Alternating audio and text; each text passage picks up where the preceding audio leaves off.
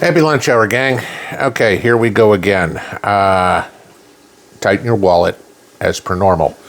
Commerce Department put out its PCE index today, the Personal Consumption Expenditures Index, which is the Federal Reserve's favorite indicator of what inflation is. Okay. And I find it absolutely hilarious that the Democrats are having a fit. Okay. PCE came in up to 2.8%. Okay, it was higher than the 2.7% expected. And where I get a kick out of the fact that the Democrats are freaking out is because when we had 9.2% a couple of years ago, that didn't bother them. But now that we're up at 2.8%, that is, oh my God, Trump is destroying the economy. Okay. Now, first off, I'm going to say this. No, I'm not happy with 2.8% inflation. Okay. And if you guys remember the video from about a week ago, I told you why healthy inflation is 2%. That means the government can keep borrowing money from the Fed and can still pay the 2% interest that the Fed charges the government without us noticing. Okay, that's basically what it is. The bigger issue that you come into, and again, we know these tariffs are going into place next week. We know Canada's rent-a-prime minister is being a complete idiot, saying thinks that Canada should cut off all trade with the United States. Good luck, Canada. 35% of your GDP is based on trade with the United States. You want to crush your economy, stop trading with us. Less than 1% of our GDP is based on trade with Canada. But if you want to kill your economy, that's up to you. Okay. But what we have to worry about, you and me, is 2.8% inflation, which means our money doesn't go as far, though wages are up as well as inflation is up. So that kind of offsets it, but that's an average. You know, have you gotten a 2.8% raise since last year? I mean, Social Security recipients barely did. Okay, so their money's basically going the same place, but oh yeah, Medicare costs went up too, so they've got less money to spend. We have a lot more people unemployed. Okay, because of all the DOGE cuts. And again, you're going to hear me say, I agree with all the DOGE cuts. Get rid of all these wasted money from people that don't do anything. But they'll all go collect unemployment. And depending on where they are, what state they live in, that can start getting to be significant money. I mean, as I've told you before, Massachusetts' top level for unemployment is over $1,000 a week. And six-figure income people like government employees are going to collect that. Oh, okay, you were making $100,000. Well, now you're going to make $52,000 or more by staying at home. Okay, I remember this. If you guys remember going back to the 2008-2009 recession, where people would stay on unemployment as long as they could. I mean, this was back in the days when remember they took it up to 99 weeks of unemployment. And it was so hilarious working as a recruiter because I'd call up people and say, hey, are you looking for a job? No, I'm collecting my unemployment. Oh, okay. And then you always knew when their 99 weeks were up because all of a sudden that same person, and we kept notes on everybody. You know, computers are wonderful things for that, databases. And all of a sudden they'd call up and say, my unemployment's about to run out. Do you have any jobs for me?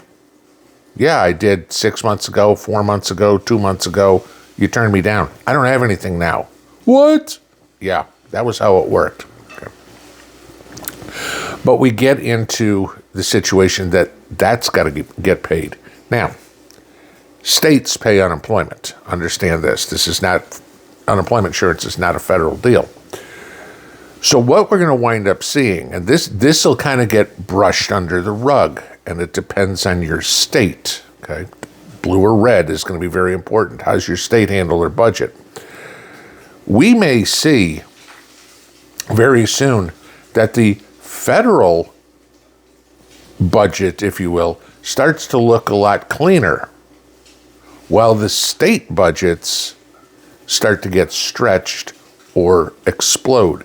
And then, of course, the states will beg the money from the federal government, saying, you've got to bail us out. I mean, think of Gavin Newsom. You know, every time the wind blows, Gavin Newsom's in Washington saying California needs more money. Or California goes, oh, we're going to raise taxes. This is what you need to pay attention to, and this is why it's important to pay attention to stuff on a state level as well.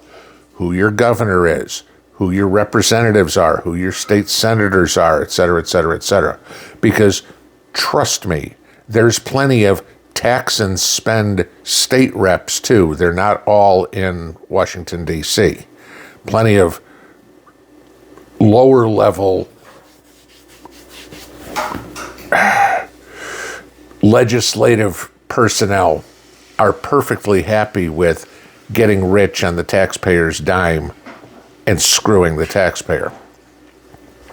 Pay very close attention over the next 6 to 9 months is what your state does. If they say, like some states are doing, hey, we're trying to get rid of property taxes. And if other states come up and go, we need to raise our sales tax. We need to raise the tolls on the road. We need to raise the property tax. We need to raise our income tax rate. That's what's going to wind up happening, because as the government spends less, the federal government, the states in a lot of blue states are going to try to make up for it somehow. The red states probably are running a relatively healthy budget, maybe even no debt. Okay, that's a good thing. Now, if they can keep everything going, that's the question. Because what we get into here, and this is a risk that analysts can't even figure out, because this is kind of a different animal, guys. We haven't experienced this. There's nobody alive who's experienced basically not paying income tax, right? I mean, we changed that back over 100 years ago. So either you're one of those outliers on the Social Security rolls, or you've paid income tax for your job your entire life. We run into this situation where there is a risk of a recession at the same time as we have inflation. How we get that fixed, it's going to be time to pull some pages out of Ronald Reagan's book to figure that one out.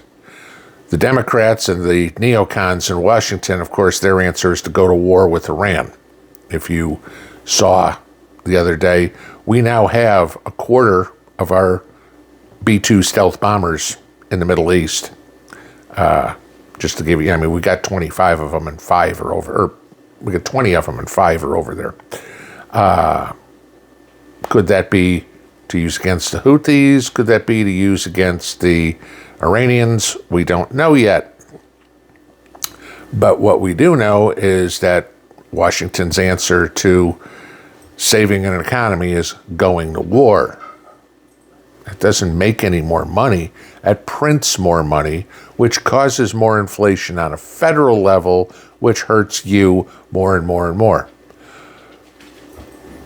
Again, beating a dead horse with this is the time to get your physical assets, get your debt paid off, whatever you can. Buy the cow, grow the food, pay off the car, because when we get into a recessionary plus an inflationary environment, that's when other jobs start falling by the wayside.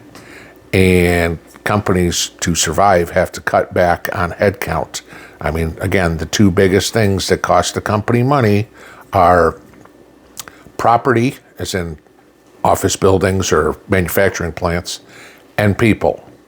Well, most companies can't get rid of the manufacturing plants. They can get rid of some of the office buildings, but that's not a quick fix. The answer always seems to be, cut headcount. The markets aren't liking this. As you see, the Dow is down some 400 points today. We'll probably see, almost certainly see, another negative week for the Dow, for the S&P, for the NASDAQ, everywhere. Market's down about 5% for the month. I mean, Monday's the last day of the month. Take a little solace in that is April historically is usually a good rebound month. So maybe we're okay there, because I know people are starting to look at their 401k plans, their IRAs, and going, oh crap, inflation ain't going to help me. A recession ain't going to help me. And if I've got less money, that's even going to, in savings, that's really going to hurt. I've been saying it for basically since the beginning of the channel. Do whatever you can to get out of debt. I told you guys what Mrs. P and I did a few years ago. We paid off the house. I can't tell you how great of a feeling it is on the first of every month to not have to write a mortgage check. Okay. It doesn't matter what the economy does, goes up, goes down, income, how much business Mrs. P and I managed to do.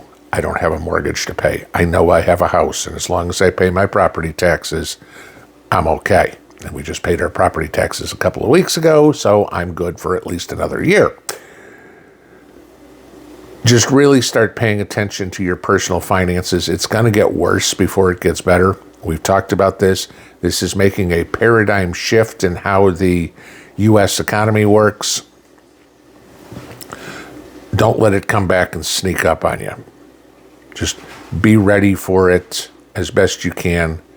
You know, at this point, this is why you prep. Expect prices to go up, probably for at least the next 6 months. Expect your job to be iffy for a while, depending on the industry you work in. But don't get caught with your pants down. That's the best piece of advice I can give you right now. Pay attention to this stuff. Watch what's going on. 2.8% inflation isn't squat, Democrats. 9.2 was really painful, okay? But 2.8 is still a lot higher than we need to be, and that's got to get fixed. Pinball out.